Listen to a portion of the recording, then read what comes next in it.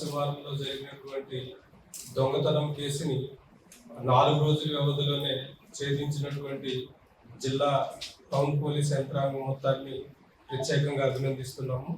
ఈ నెల 10వ తేదీన మిట్ట మధ్యాహ్నం ఒక HB బై డే అయింది.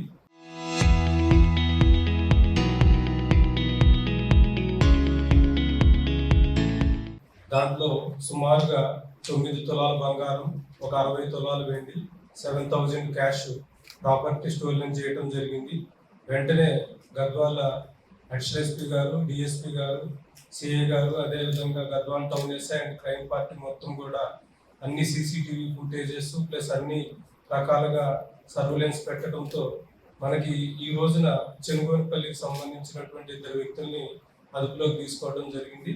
వారి దగ్గర నుంచి దొంగలించబడినటువంటి 9 తులాల బంగారం, 60 తులాల వెండి మొత్తం ఇంటాక్ట్ రికవరీ చేయడం జరిగింది.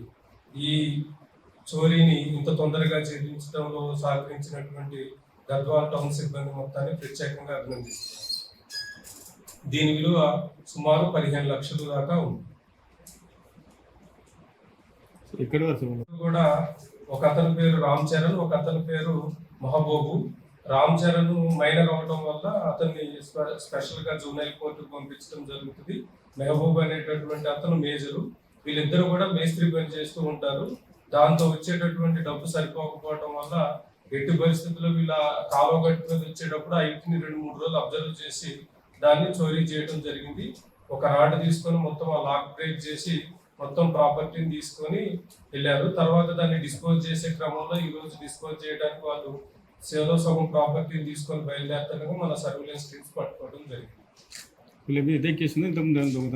ఇంతకుముందు ఏమీ లేదు, ఫస్ట్ టైం అఫెండర్స్. బట్ చిన్నగా ఊర్లో ఏదైనా చేసేది అనేది తెలుస్తుంది. బట్ ఇంకా వాటికి సంబంధించినటువంటి పూర్తి వివరాలు తెలియాల్సి.